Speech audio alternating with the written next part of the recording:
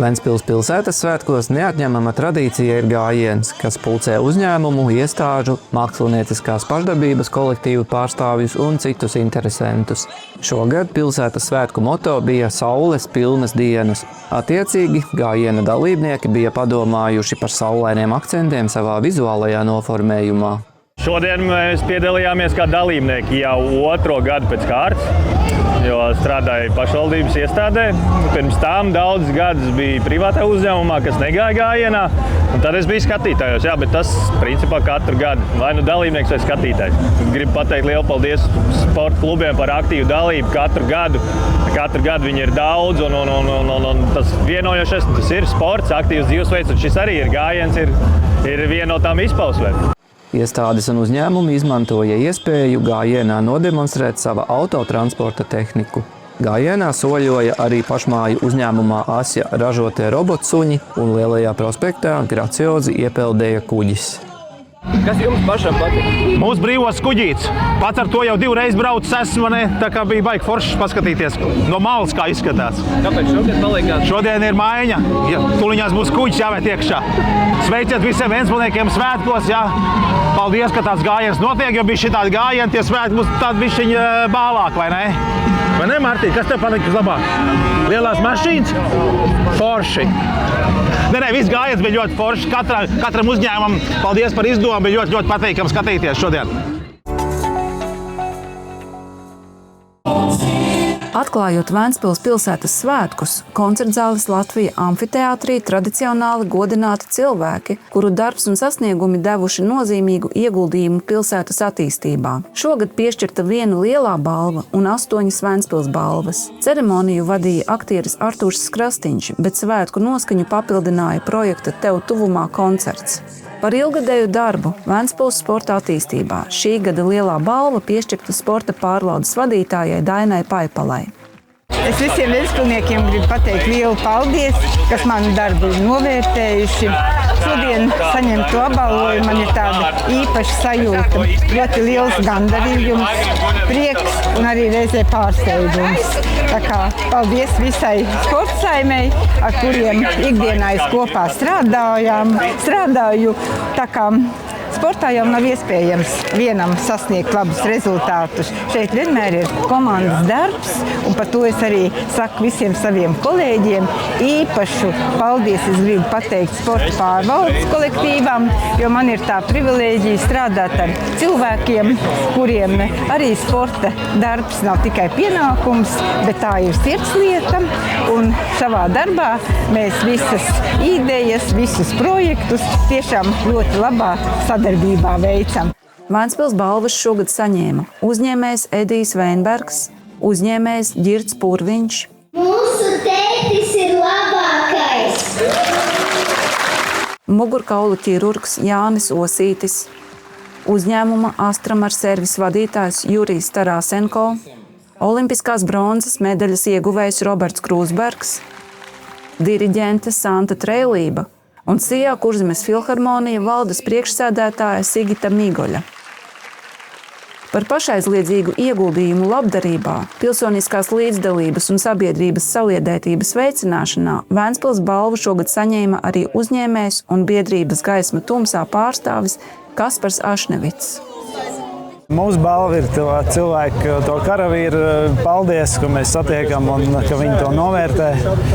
Un, jā, tas ir reāli. Viņi saka, ka bez mūsu palīdzības, bez brīvprātīgo atbalsta viņi būtu zaudējuši šo karu.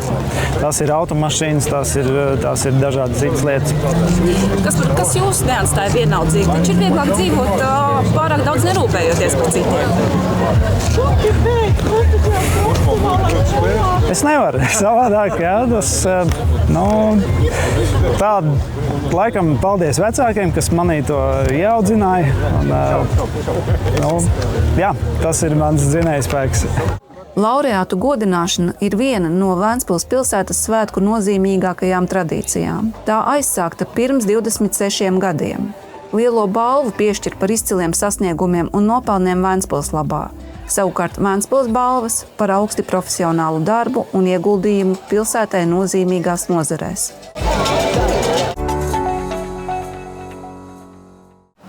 Aizvadītajā nedēļā Ventspilī viesojās Sadraudzības pilsētas Vinnicas delegācija vicemēra Vladislava Skaļska vadībā, lai stiprinātu sadarbību, pārņemtu pieredzi un iezīmētu jaunus kopīgus projektus.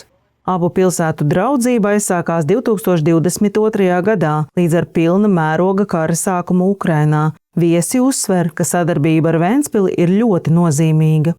Ventspils was one of the first cities in 2022. Ventspils bija viena no pirmajām pilsētām 2022. gadā, kas reaģēja uz pilnu mēroga iebrukumu, un tās pārstāvji jautāja, kādu atbalstu mēs varam sniegt.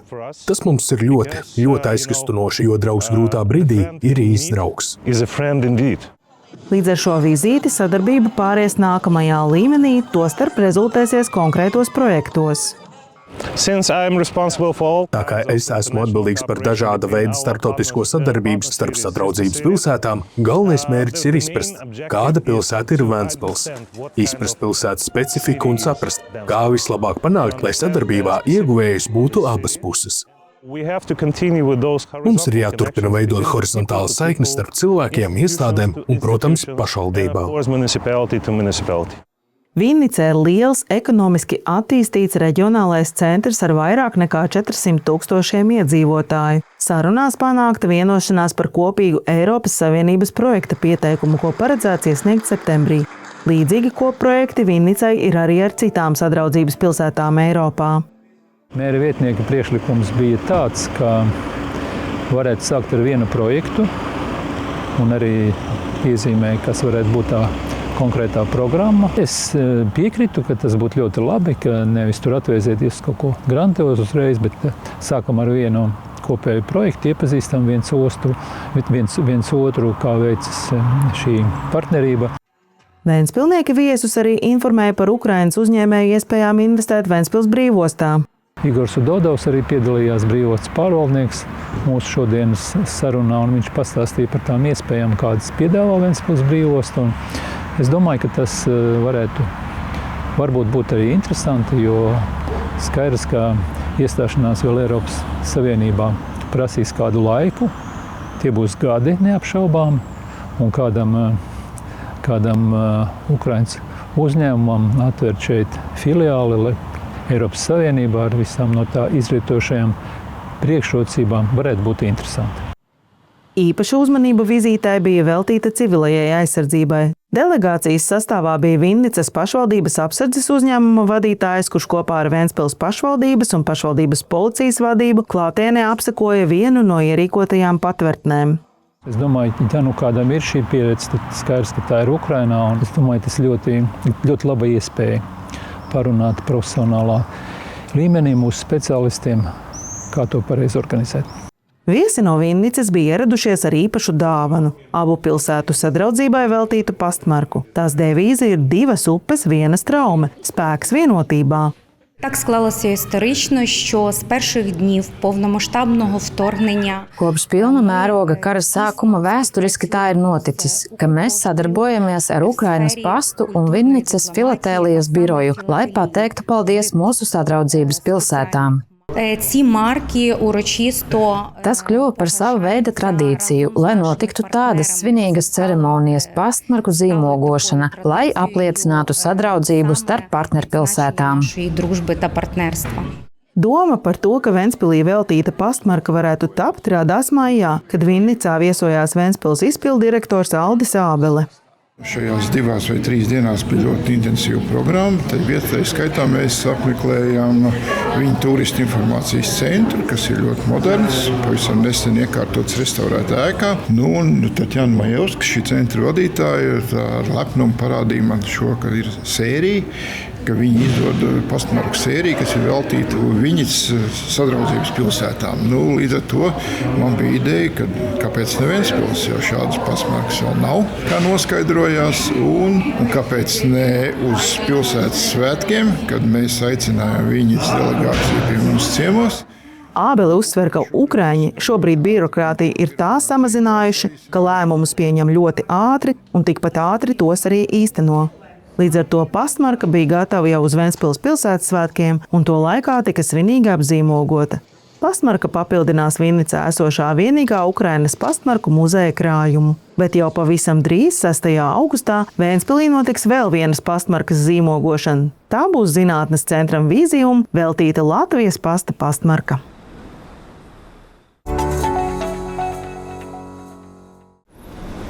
Pēdējo 5 gadu Ventspili iespējams izstaigāt fotoattēlos. Ir izdots jaunais fotoalbums Ventspils 700+35, kurā apkopotas pilsētas pārmaiņas, nozīmīgākie notikumi un cilvēki. Šoreiz īpaša uzmanība pievērsta arī Ventiņu identitātei. Reizi 5 gados izdotais fotoalbums kļūst par savu laika liecību. Šoreiz tā veidotāji centušies atklāt ne tikai Ventspils pārmaiņas, bet arī pilsētas raksturu, cilvēkus, tradīcijas un vietējo identitāti. 240 lapusēs izvietoti 316 fotoattēli, kurus radījuši 67 autori, parādot gan ostas un pilsētas attīstību, gan jūru, dabu, kultūru, sportu un ventspilnieku ikdienu. Es pazīstu katru šīs grāmatas lapspusi, katru tekstu rindiņu, un mēs esam to skatījuši savās darba grupas sanāksmēs, vai kā kādreiz teica smalka redkolēģijas sēdēs, kas būtībā ir stipri līdzīgi. Mēs viņu skatījām katru nedēļu kopā ar grāmatas veidotājiem.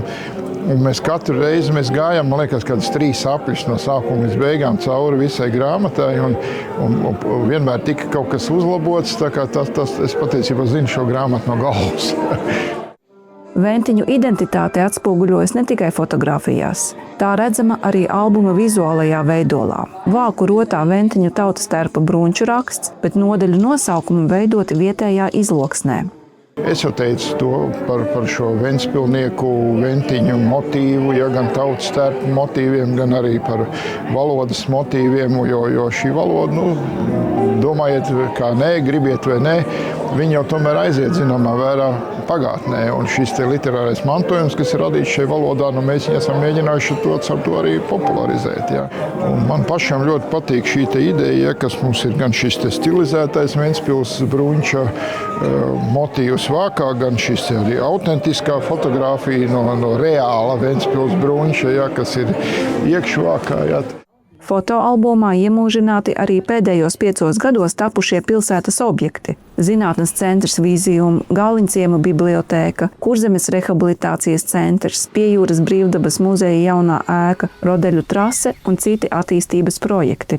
Parādās arī jautājums, ka 25. gads bija pagājuši gadu, kāpēc neiznāca grāmata. Mēs gribam pilnu 25. gadu ielikt, un tāpēc tā praksa ir, ka šī grāmata iznāk gadu vēlāk, lai mēs varam visu šo 5 gadu ciklu dokumentēt. Jā. Fotoalbums izdots latviešu un angļu valodā. Tas būs gan atmiņu stāsts ventspilniekiem, gan pilsētas vizītkarte tās viesiem. No 1. augusta tas pieejams Turisma informācijas centrā un tirdzniecības vietās.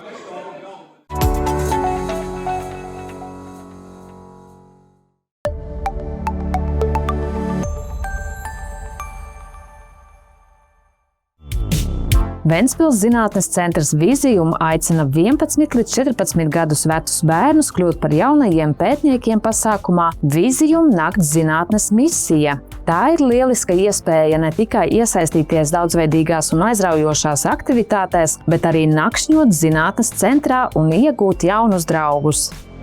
Uzzināt vairāk un pieteikties iespējams Vizijum mājaslapā.